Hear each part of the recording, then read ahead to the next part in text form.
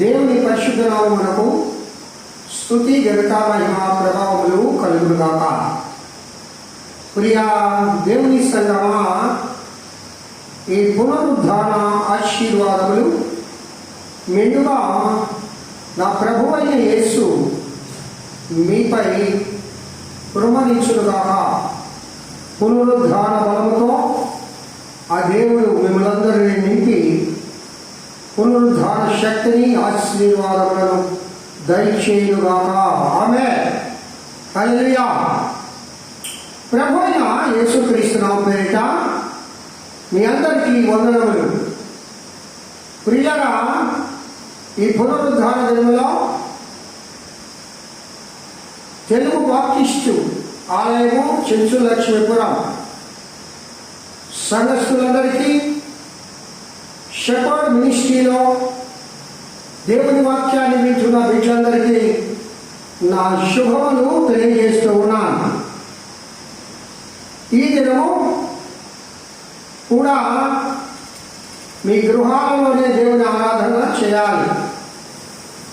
నేనైతే దేవుని మందిరంలో ఈ ఆరాధన కార్యక్రమం జరిపించి షెపర్డ్ మినిస్ట్రీలో మీ వద్దకు చేర్చడం జరుగుతుంది. యూట్యూబ్ ఛానల్లో షెపర్డ్ మినిస్ట్రీ ఓపెన్ చేసి ఈ ఆరాధనలో మీరు పాల్గొనండి. మీ కుటుంబం అంతా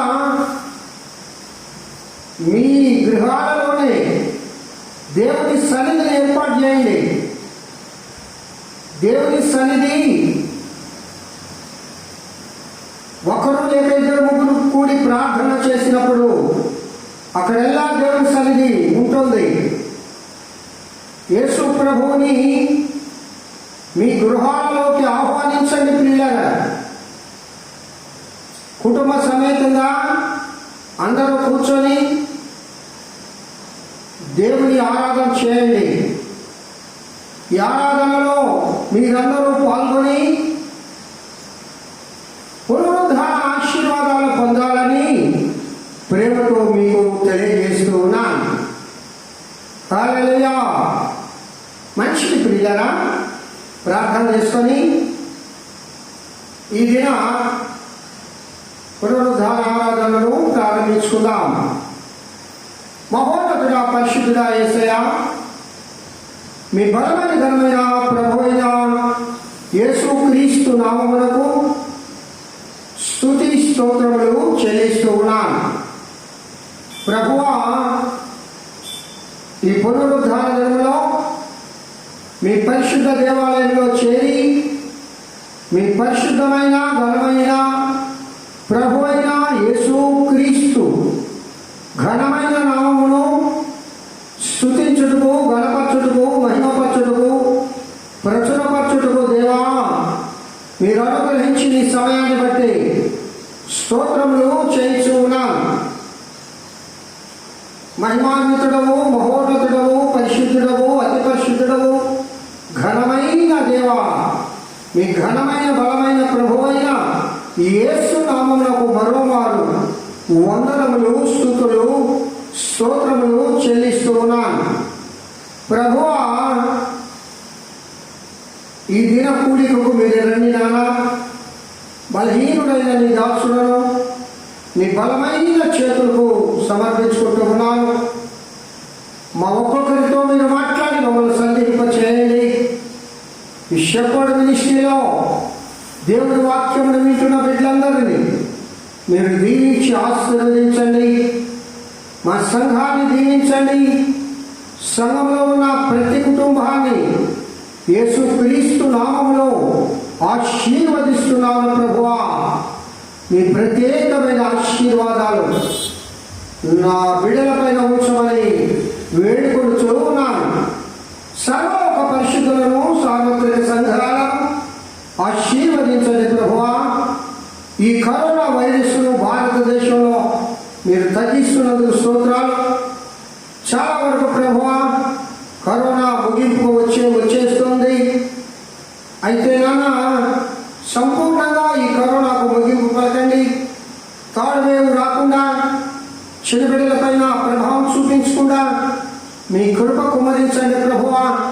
అనేక మంది భక్తులు, విశ్వాసులు, దైవజనులు, దేవుని బిడ్డలు కన్నీటి ప్రార్థన, ఉపవాస ప్రార్థన, నిరంతర ప్రార్థన, నిత్య ప్రార్థన, పట్టుదల కలిగిన ప్రార్థన చేస్తూ ఉన్నారు. ఆ ప్రార్థనలని మీరు విన్నందుకు స్తోత్రాలు. మా ప్రార్థనలకు మీరు జవాబిచ్చేందుకు స్తోత్రాలు. ఈ కరోనా వైరస్ అనే మహమ్మారిని మీరు తగ్గింపజేసేందుకు స్తోత్రాలు. యేసుదేవా, బొమ్మల మండలంలో ఉన్న పాస్టర్ ఫెలోషిప్లో ఉన్న దైవజనులను, వారి కుటుంబాలను దీవించి ఆశీర్వదించండి. ప్రతి దైవజనుని కుటుంబం చుట్టూ మీ కంచె వేయమని కోరుచున్నాను. వారి సంఘాలను, విశ్వాసులను దేవా మీరు కాచి కాపాడండి. చెంచులక్ష్మపురం గ్రామంలో ఉన్న ప్రతి కుటుంబాన్ని యేసుక్రీస్తు నామములో ఆశీర్వదించమని కోరుచున్నాను.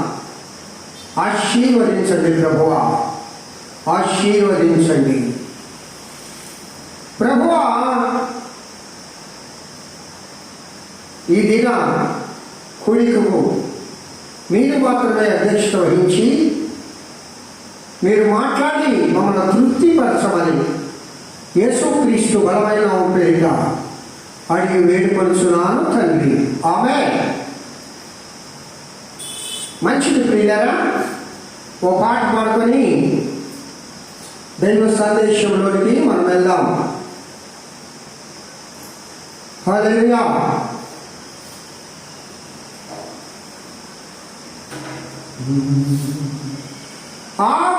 ఆకాశమందు నీవు తప్ప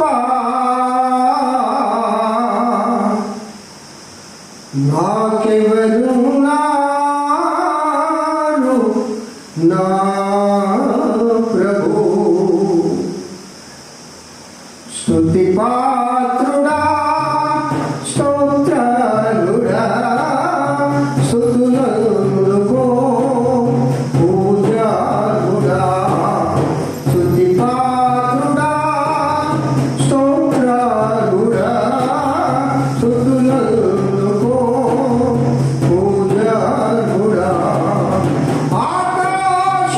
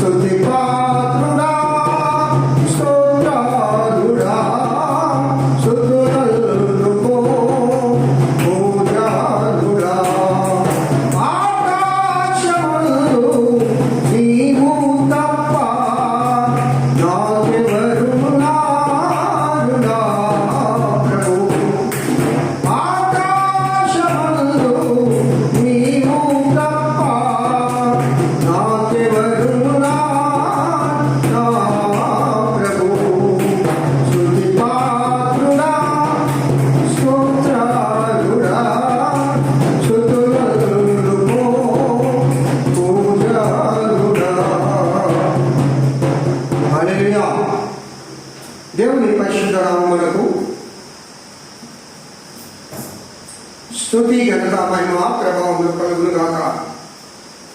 ప్రియులారా, ఈ దిన వాక్య ధ్యానము నిమిత్తము జకర్యా గ్రంథము 3వ అధ్యాయము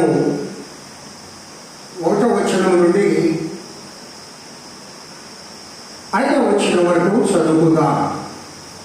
మీ బైబిల్ తీయండి. జకర్యా గ్రంథము 3వ అధ్యాయము 1వ వచనం నుండి 5వ వచనం వరకు చదువుకుందాం. మంచిది. మరియు యెహోవా దూత ఎదుట ప్రధాన యాజకుడైన యెహోషువ నిలబడుటయు సాతాను ఫిర్యాది అయి అతడి కుడి పార్శ్వన నిలబడుటయు అతడు నాకు కనుపరిచెను. సాతాను, యెహోవా నిన్ను గద్దించును, యెరూషలేమును కోరుకును, యెహోవా నిన్ను గద్దించును.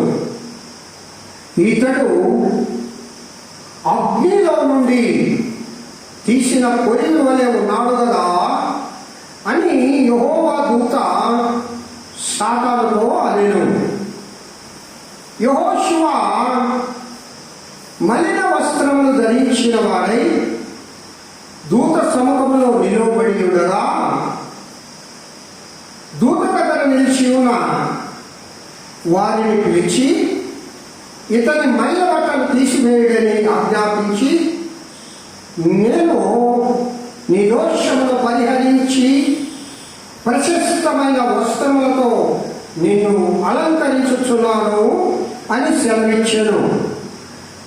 అతని తల మీద తెల్లని పాగా పెట్టించుడని నేను మనవి చేయగా వారు తల మీద తెల్లని పాగా పెట్టి వస్త్రములతో అతనిని అలంకరించిరి. యెహోవా దూత దగ్గర నిలుచుండెను. అప్పుడు మంచిది ప్రియులారా,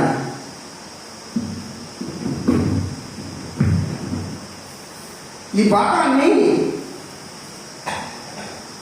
మనము చదువుకున్నాం కదా. ఏమండి, యెహోషువ యాజకుడు, యెహోషువ గొప్ప యాజకుడు. ఆయన ఈ యాజకుడు యెహోవా దూత ఎదుట నిలబడి ఉన్నాడు. సరే, మంచిది. ఈ యాజకుడి కుడి పక్కన సాతాను గారు నిలబడ్డాడు. ఎందుకు? ఫిర్యాదు చేస్తున్నాడు. ఏం ఫిర్యాదు చేస్తున్నాడు? అతని వస్త్రాలు మలినమైపోయి ఉన్నాయి. అతను మలిన జీవితం కలిగి ఉన్నాడు, మలినంతో కూడి ఉన్నాడు.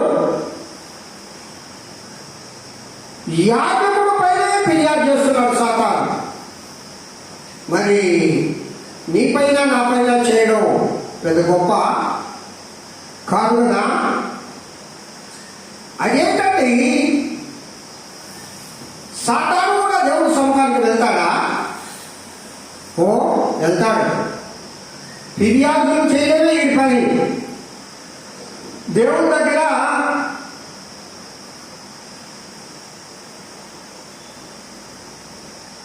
దేవుడి బిడ్డల పైన ఫిర్యాదు చేస్తాడు.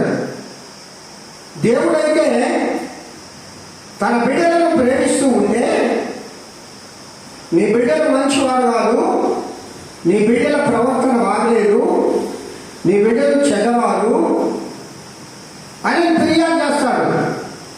ఇంకో సంగతి, ఆ ఫిర్యాదు కూడా గర్వంగా చేస్తాడు. ఏమని? నువ్వు అనుకుంటున్నావేమో వారు నీ బిడ్డలని. కాదు కాదు, వాడు నా బిడ్డలు, వారు నా మాట వింటున్నారు. నేను కూడా ఎట్లున్నాను, నల్లగా మల్లిక వస్త్రాలు ధరించి నాలాగే ఉన్నాడు. యెహోషువ కూడా బ్లాక్ రంగులో మారిపడింది వాడి జీవితం. మల్లిక వస్త్రాలు ధరించిన వాడయ్యాడు. నువ్వేం దేవుడి దూత ఇక్కడ ఒక మాట చెప్తుంది. మొదటిగా సాతాను గద్దిస్తుంది. యెహోవా నిన్ను గద్దించును. ఆమేన్. పిల్లగా సాతాన్ని గద్దించడం నేర్చుకోవాలి మనం. ఉత్తునే గద్దిస్తే వద్దా? చెప్పండి. సాతాను గాడు మనకంటే బలవంతుడు. సాతాను పో అంటే పోద్దా? అరే బాబు, నువ్వు నా బిడ్డలు నేను వచ్చి కౌగులించుకుంటాను. నేను ఎందుకు పోతానా అంటది. సాతాను నీ దగ్గర నుండి వెళ్ళాలి అంటే నువ్వు దేవుని బిడ్డవై ఉండాలి. నువ్వు సాతాను బిడ్డవై ఉండకూడదు. నీ సాతాను కార్యాలు నీలో ఉండకూడదు. మలిన వస్త్రాలు నువ్వు ధరించుకోకూడదు. మలినమైన బ్రతుకు నువ్వు బ్రతకూడదు. పాపంతో దోస్తి చేయకూడదు. సాతానుతో దోస్తి చేయకూడదు. ఈ లోకంలో నువ్వు స్నేహితుడుగా ఉండకూడదు. నీకు స్నేహితుడు నా ప్రియుడైన దేవుడై ఉండాలి. మొదటిగా నువ్వు దేవుడి వీడివై ఉండి సాతాను గద్దిస్తే సాతాను పారిపోతాడు. నువ్వు దేవుడి వీడవు కాకుండా సాతాను వీడవైతే సాతాను పారిపోతాడు. వాడు ఎప్పుడు నీ కుడి పక్కనే ఉంటాడు కదా. చూశారా ఇక్కడ యెహోషువ కుడి పార్శ్వన నిలబడ్డాడంట. వాడు అంటే కుడి పక్క నిలబడ్డాడంటే ఈ నావాడు అని అర్థం. యెహోషువ నా బిడ్డ. అవునండి, ఇంత గొప్ప యాజకుడు సాతాను బిడ్డ ఏంటి? అసలు ఈయన పైన సాతాను ఫిర్యాదు చేయడం ఏంటి? నిజమే. దానికి దేవుడు అంటాడు, ఈ నా బిడ్డ ఎవరో తెలుసా? అగ్నిలో నుండి తీసిన కొలిమి వలె ఉన్నాడు కదా. హల్లెలూయా. అనగా అగ్నిలో నుండి తీసిన కొలిమి ఏ విధంగా ఉంటుంది? అది దగదగా మండుతూ ఉంటుంది. అది వేడిగా ఉంటుంది. అది వెలుగిస్తూ ఉంటుంది. అది ప్రకాశమానంగా ఉంటుంది. దహించు అగ్ని. అది దేనినైనా దహిస్తుంది. పాపములను, మలినములను, శాపములను, బ్లాక్ బ్లాక్ బ్లాక్ బ్లాక్ ఈ నల్లని దానినంతటిని అది దహించి మహిమకరంగా మారుస్తోంది. అగ్నిలో నుండి తీసిన కొలిమి. దేవుడి మీద ఈ లోక సంబంధంగా అగ్నిలో నుండి తీసిన కొలిమి కొంతసేపు ఉండి అది ఆరిపోతుంది. అది నిరంతరం మండుతూ ఉండదుగా. అది మండుతూ ఉండాలంటే అది ఎక్కడ ఉండాలి? అది పొయ్యిలోనే ఉండాలి, అగ్నిలోనే ఉండాలి. బయటికి తీస్తే అది ఏమైపోతుంది? అది ఆరిపోద్ది. దాని ప్రభావం ఎంత? కొంతసేపే. అది ఈ లోక సంబంధమైన అగ్ని. ప్రియులారా, ఇక్కడ దేవుని దూత చెప్పే అగ్ని అది పరిశుద్ధాత్మాగ్ని. హల్లెలూయా. మలిన వస్త్రములు ధరించిన వాడైనా, శాపంతో ఉన్నవాడైనా, పాపంతో ఉన్నవాడైనా, మరి ఏ విధంగా ఈ లోకంలో బలహీనుడైనా అతను అగ్నిలో నుండి తీయబడిన కొలిమి. అతను ఎక్కడికి వెళ్ళాలి? యెషయా గారు అంటారు, దేవుని సముఖమునకు ఎత్తబడినప్పుడు అయ్యో నేను పాపం చేసినాను, నా పెదవులు పాపంతో నిండి కూడా నేను చెప్పినప్పుడు, మలినమైన వాడుగా కనబడినప్పుడు ఆ దేవుని దూత అగ్నిలో నుండి కొలిమి తెచ్చి పెదవులను ముట్టగా అవి ప్రశస్తమైన పెదవులుగా మార్చబడ్డాయి. హల్లెలూయా. ఎస్, ఈ అగ్ని ఎవరు? నా ప్రభువు యేసయ్య. నా తండ్రి అయిన దేవుడు, పరిశుద్ధాత్మ అయిన దేవుడు. ఆనాడు ఆది కాలంలో యెహోవా దేవుడు అగ్నిగా ఉన్నాడు. ఈ కాలంలో ప్రభువైన యేసుక్రీస్తు అగ్నిగా ఉన్నాడు. ఆయన మరణమై తండ్రి యొద్దకు ఆరోహణమైన తర్వాత పరిశుద్ధాత్మ దేవుడు ఇప్పుడు అగ్నిగా ఉన్నాడు. ఈ అగ్ని ఆరని అగ్నిది. ఈ అగ్ని నిత్యము మండే అగ్ని. ఈ అగ్ని పరిశుద్ధాత్మ అగ్ని. ఈ అగ్ని మలినములను పరిశుద్ధపరిచే అగ్ని. ఈ అగ్ని మలిన వస్త్రాలకు బదులు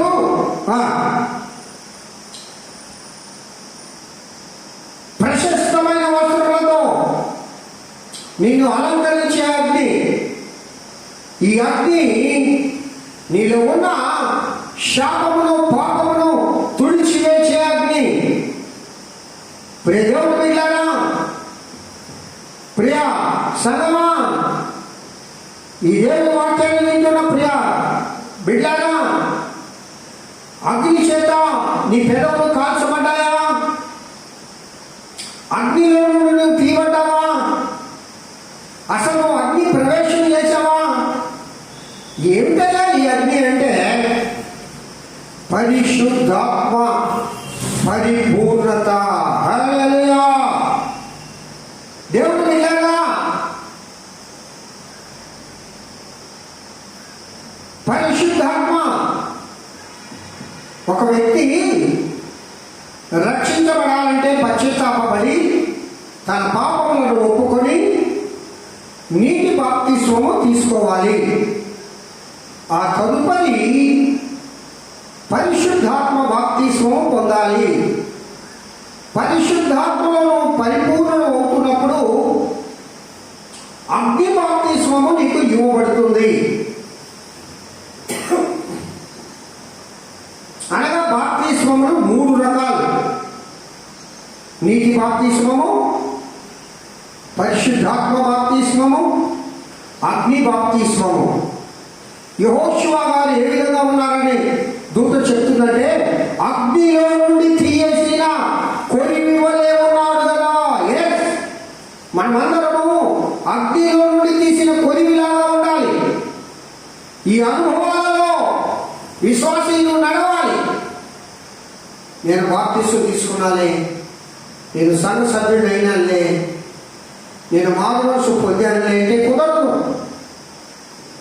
అంతట్లో నీ విశ్వాస జీవితం సరిపోదు. దేవుడు ఆ విధంగా ఉండడం దేవునికి ఇష్టం లేదు. నువ్వు ఏ విధంగా మారాలి?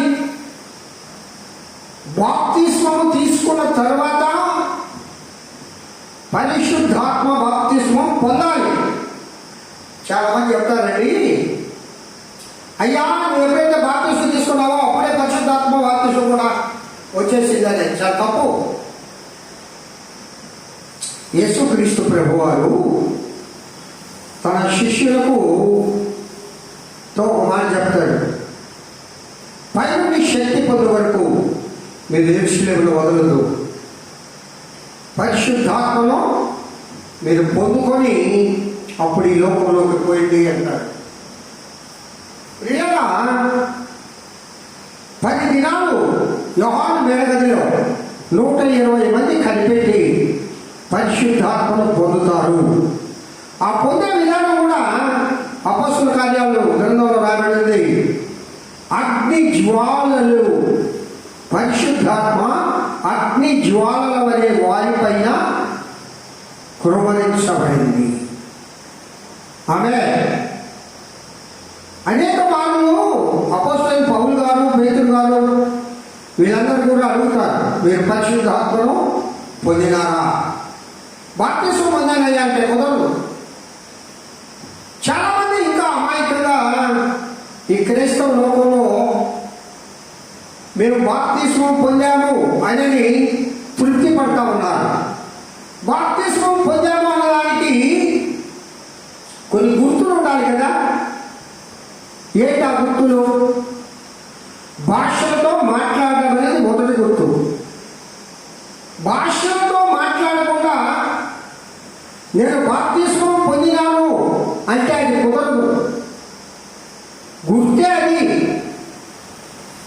అది ఒక సైన్. రెండవది పరిశుద్ధాత్మ వరములు పొందాలి. ఆత్మీయ వరములు అవి దేవుడు ఇచ్చేవి, గిఫ్ట్లు ఇస్తాడు. దేవుని ఆత్మను ఎప్పుడైతే నువ్వు పొందావో ఆ పొందిన వలది పరిశుద్ధాత్మలో నువ్వు నడుస్తున్న వలది దేవుడు నీకు వరం ఇస్తాడు. ఆ వరములు ప్రవచన వరం, స్వస్థత వరం, భాషలో మాట్లాడేది వరం కాదు. అది పరిశుద్ధాత్మ పొందినప్పుడు ఒక సూచన. భాషలకు అర్థం చెప్పేది వరం, వివేచన వరం. పిల్లల ఈ వరములు దేవుడు అనుగ్రహించేది. పరిశుద్ధాత్మ వరములు పొందిన తర్వాత నీవు ఫలములు ఫలిస్తావు. ఆత్మీయ ఫలములు అంట. ఆత్మీయ ఫలములు ఫలించాలి. వరములు పొందిన వారు మాత్రమే ఫలములు ఫలించగలరు. ఫలములో అన్నిటికంటే ఉత్తమోత్తమైన ఫలము ప్రేమ. ఆమె ఇంకో సంగతి, నేను పరిశుద్ధాత్మను పొందాను, నీటి బాప్తిస్మం పొందాను, నేను భాషలు మాట్లాడతాను, నేను ప్రవచనాలు చెప్తాను, నాకు స్వస్థత వరం ఉంది, నాకు వివేచన వరం ఉంది, ఇంకా అనేక రకాలైన గిఫ్ట్లు దేవుడు నాకు ఇచ్చాడు అంటారు. కానీ ఫలములు ఉండవు. ప్రేమించే ఫలమేమి? ఉత్తమోత్తమైన ఫలము ఆత్మీయ ఫలములలో ప్రేమ. దేవుడి గ్రంథం చెప్తుంది అవలేదా? అసలు నువ్వు ప్రేమించకపోతే, ప్రేమ అనేది నీలో లేకపోతే సమస్తము వ్యర్థమే. దేవుని 10 ఆజ్ఞలు కూడా ఈ ప్రేమలోనే దాగి ఉన్నాయి. నిన్ను వలె నీ పొరుగు వారిని ప్రేమించుము అనే మాటలోనే దాగి ఉన్నాయి కదా. మరి ధర్మశాస్త్రాన్నంతా నువ్వు పాటించినట్లే. ప్రియ దేవుని విధానం ఆసక్తి కలిగి ఉండు. ప్రేమను కలిగి ఉండడానికి ఈ లోక సంబంధమైన ప్రేమ కాదండి. ఈ లోక సంబంధమైన ప్రేమ స్వార్థమైన ప్రేమ. ఈ లోక సంబంధమైన ప్రేమ ఏదో ఆశపడి, లేక సమయానుకూలమైన ప్రేమ, లేక పెదాలపై నుంచి వచ్చే ప్రేమ. ఈ మాటలు పరిపూర్ణమైన ప్రేమ మాత్రం కాదు. కానీ దేవుని ప్రేమ అది కాదు. అది సత్య ప్రేమ, నిత్య ప్రేమ, శాశ్వతమైన ప్రేమ. సత్యవంతుడైన నా ప్రభు నీకు అనుగ్రహించే ప్రేమ ఇది. ఆ ప్రేమను పొందకుండా, ఆ ఫలం పొందకుండా నువ్వు ఏమి పొందినా వ్యర్థమే. కాబట్టి ప్రియులారా, యెహోషువ గారు ఏ విధంగా కనిపిస్తున్నాడు ఇక్కడ? అగ్నిలో నుండి తీయబడిన కొయ్యి వలె ఉన్నాడు. సాతాను, ఏమంటున్నావు? మైల బట్టలా? అదెంతసేపు? ఇదిగో నేను ఆజ్ఞ ఇస్తూ ఉన్నాను, అతని మైల బట్టలు తీసివేసి ప్రశస్తమైన వస్త్రములతో అతనిని అలంకరించండి. అవే అది దేవునికి సాధ్యం. నీ పాప ప్రాయశ్చిత్తము చేయడానికి ప్రభువైన యేసు క్రీస్తు వారికి అది సాధ్యము. అవునా? ఎస్.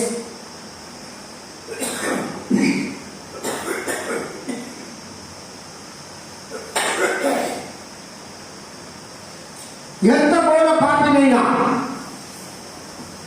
పరిశుద్ధుడిగా మార్చడానికి నా ప్రియుడైన దేవుడికి సాధ్యం. ప్రశస్తమైన వస్త్రములు, తెల్లని వస్త్రములు. ప్రియులారా, ఈ పాపము మరకలు, అశుభ్రత ఎందుకు వస్తుంది? మనం చేసే శ్రేష్టం వలన. మనం ప్రవర్తించే ప్రవర్తన వలన ఈ పాప వస్త్రములన్నీ కూడా తీసివేయడానికి, పాప మరక తీసివేయడానికి, నీలో ఉన్న అశుభ్రత తీసివేయడానికి నా ప్రియుడైన దేవుడికి సాధ్యము.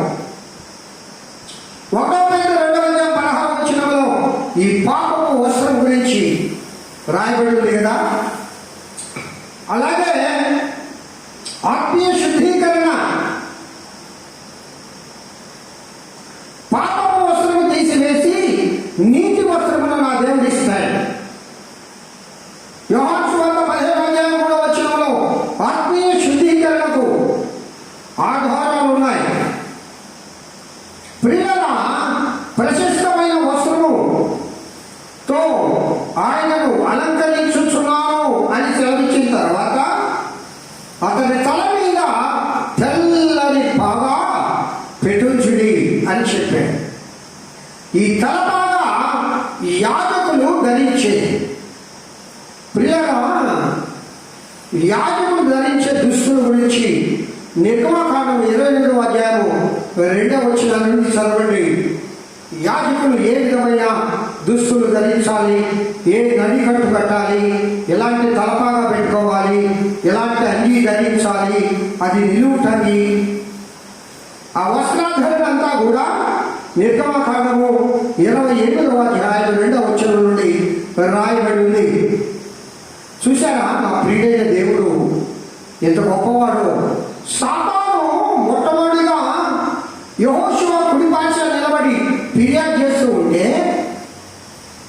ఏం ఫిర్యాదు? మలిన వస్త్రాలు, అశుభ్రత కలిగిన జీవితం, ఆయన శ్రేష్టల వలన అశుభ్రత వచ్చింది. ఆ పాపపు మరకలు, ఆ పాప వస్త్రం, అవన్నీ తీసివేసి దేవుడు ప్రశస్తమైన వస్త్రం ఇస్తూ ఉన్నాడు, ఆత్మీయ శుద్ధీకరణ ఇస్తూ ఉన్నాడు, నీతి వస్త్రంతో అలంకరింపజేస్తూ ఉన్నాడు, తెల్లని వస్త్రం ధరింపజేస్తూ ఉన్నాడు. తలపాగా యాజకుడుగా యెహోషువను దేవుడు అభిషేకిస్తూ ఉన్నాడు. తన చేతిలో సాధనముగా దేవుడు చేస్తూ ఉన్నాడు. కాబట్టి సంగమా, దేవుడి వాక్యాన్ని వింటున్న బిడ్డారా, నేను చెప్పాను కదా, మనమందరము అగ్నిలో నుండి తీయబడిన కొలి వలె ఉండాలి. అప్పుడు ప్రశస్తమైన వస్త్రము నీకు ధరింపజేస్తాడు, నీతి వస్త్రము నీకు ధరింపజేస్తాడు, తెల్లని వస్త్రము నీకు ధరింపజేస్తాడు. చివరిగా ఆయన రాకడలో పెళ్లి కుమారుడు వచ్చువేళ పెళ్లి కుమార్తె నిన్ను అలంకరిస్తాడు. పెళ్లి వస్త్రం, పెళ్లికి పిలవబడిన వాడు పెళ్లి వస్త్రం లేకుండా అక్కడ కూర్చొని ఉంటే ఏం చేశారు? అది తీసుకోపోయి చీకటి గదిలో వేశారు. రేపు పెళ్లి కుమారుడు వచ్చేవేళ ఆ పెళ్లి వస్త్రం లేకుండా పెళ్లి మీద లేకుండా పోలేము, కన్యకగా నువ్వు అలంకరింపబడలేవు కదా. కాబట్టి అశుభ్రత కలిగిన జీవితము, పాపమలినము కలిగిన జీవితము, దోషభరితమైన జీవితము, శాపభరితమైన జీవితము, ఇలాంటి పాపులమైన మనలను పరిశుద్ధపరచడానికి నా ప్రియమైన యేసయ్య ఈ లోకానికి వచ్చి తన పరిశుద్ధ రక్తాన్ని కాచి ఆ రక్తం ద్వారా ప్రియ దేవుడు వెళ్ళారా నిన్ను నన్ను శుద్ధి చేశాడు.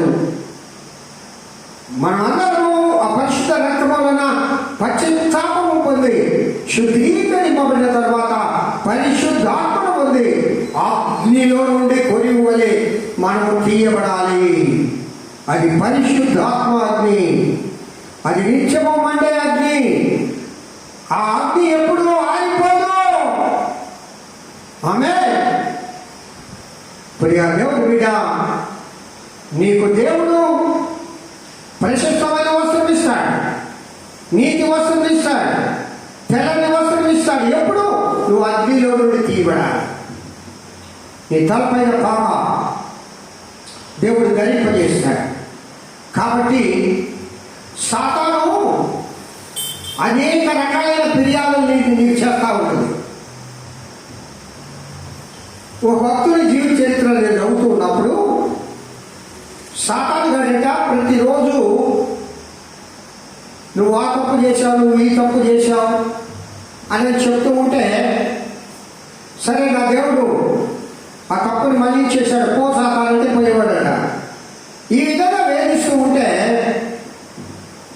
ఒక దినం సాతాను వచ్చి ఫిర్యాదు చేస్తూ ఉంటే, అరే బాబు సాతాను రోజు వచ్చి ఎందుకు నన్ను ఈ విధంగా నువ్వు హింస పెడతావు, కాసేపు ఆగు అని ఒక తెల్ల పేపర్ తీసుకొని పెన్ను తీసుకొని, చెప్పు నాయనా నేనేమేమి పాపాలు చేశాను నువ్వు బాగా గుర్తుపెట్టుకుంటావుగా, నువ్వు ఇంకొంచెం రెట్టింపు చేసి చెప్తావుగా, చిన్నదాన్ని పెద్ద చేస్తావుగా, ఏం చేయకుండానే చేసినట్టు చేస్తావుగా, నువ్వు ఆలోచన ఇచ్చేవాడివి కదా, నీ బుద్ధే అక్కడిది కదా, కాబట్టి ఈ దినము నేనేం పాపాలు చేశానో చెప్పు నాయనా అని ఒక తెల్లని పేపర్ పైన మొత్తం రాస్తాడు.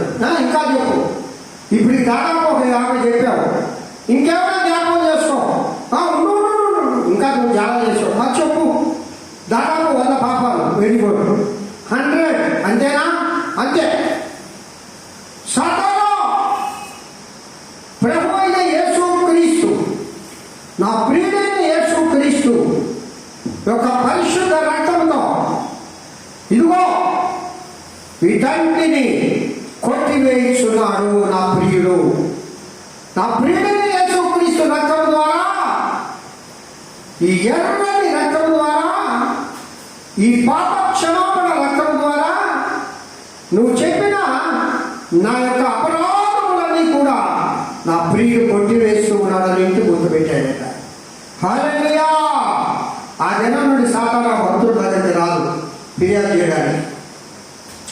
బిడ్డగా మన మీద కూడా సాతాను అనేక వారు ఫిర్యాదు చేస్తూ ఉంటాడు. ఎప్పుడు నువ్వు ప్రార్థన కూర్చున్నప్పుడు ఫిర్యాదు చేస్తాడు, నువ్వు చర్చికి పోవాలనుకున్నప్పుడు ఫిర్యాదు చేస్తాడు, నువ్వు బైబిల్ చదవాలనుకున్నప్పుడు ఫిర్యాదు చేస్తాడు, నువ్వు దేవుని వాక్యం వినాలనుకున్నప్పుడు ఫిర్యాదు చేస్తాడు. ఏమని? నువ్వు చేసిన ఏదో చిన్న తప్పు చేసుకొచ్చి ఆటోపెట్టి నువ్వు బలి భక్తిపరుడు లేదు, నువ్వు బలి భక్తిపరుడు లేదు, ఇదిగో ఈ చేసి మళ్ళా ఆడింది కూర్చుంటాం. ఈ విధంగా వాడి పని దేవుని సన్నిధి అనుభవించకుండా చేయడమే సాతాను యొక్క పని. కాబట్టి ప్రియ బిడ్డలారా గమనం చేయండి, ఈ సాతాను ఫిర్యాదులను కొట్టివేయాలి. సాతాను యెహోవా నిన్ను గద్దించుచున్నాడు, యెరూషలేమును కాపాడు దేవుడు నేను గద్దించుచున్నాడు. ఓ మలిన వస్త్రములా తీసివేస్తాను, ప్రశస్తమైన వస్త్రాలు ఇస్తాను. అసలు ఏమనుకుంటున్నావు? అగ్నిలో నుండి తీయబడిన కొలిమి లాంటి వాడు నా యాజకుడు. అవును బిడ్డ, నీ గురించి కూడా పరిశుద్ధాత్మ దేవుడు ఆ విధంగా సాక్ష్యం ఇవ్వాలి. హల్లెలూయా. సాక్ష్యం ఇవ్వాలి. మన దేవుడు ఉన్నవాడు అనువాడు, ఆ దినం ఉన్న దేవుడు ఇదే ఉన్నాడు. నీ గురించి కూడా దేవుడు సాక్ష్యం ఇవ్వాలి. అగ్నిలో నుండి తీయబడిన కొలిమిలాగా ఉండాలి. అలాంటి కృప మనందరికీ దేవుడు ఈ పునరుద్ధారణలో దయచేసి ప్రశస్తమైన వస్త్రము, నీతి వస్త్రము, తెల్లని వస్త్రములతో మనల్ని అలంకరించి మన తలపైన పాక, మనకైతే అదే కిరీటాలు ఉన్నాయి. యాజకుడికి తలపైన పాక, మనకు అనేక కిరీటాలు, నీతి కిరీటము, మహిమ కిరీటము, ప్రశస్తమైన కిరీటము, అనేక రకాలైన కిరీటాలు దేవుడు మన కోసం ఏర్పాటు చేస్తున్నాడు. అపోస్తలుడైన పౌలు మంచి పోరాటం పోరాడుతుంది, నా పరుగు కడముట్టించుతుంది, నా కొరకు నీతి కిరీటం ఉంచబడి ఉన్నది. మనం కూడా అలాంటి విశ్వాసంతో ఈ విశ్వాస యాత్రలో పరుగు పందెములో పరుగెత్తుదముగాక. అలాంటి కృప నా ప్రియుడైన దేవుడు మనకు అనుగ్రహించుగాక. Thank you. ప్రార్థన చేసుకున్నాం. మహోన్నతుడా స్తోత్రం, ఇంతవరకు బిడ్డలతో మీరు మాట్లాడిన మాట్లాడబడి స్తోత్రం. మీరు దీవించి ఆశీర్వదించండి. మీ కృపలో ప్రతి బిడ్డను బలపరచవాలి. యేసు నామములో వేడుకొంచున్నాం తండ్రి, ఆమేన్. మన తండ్రి అయిన దేవుని, కుమారుడైన యేసు క్రీస్తు పరిశుద్ధాత్మ నిత్య సహవాసం ఈ వాక్యం వింటున్న వీళ్ళందరికీ ఇప్పుడు ఎల్లప్పుడు సదాకాలంతో నడిపించను కాక. ఆమేన్, ఆమేన్. పిల్లరా, మీ అందరికీ యేసుక్రీస్తు నామమున వందనములు. Thank you.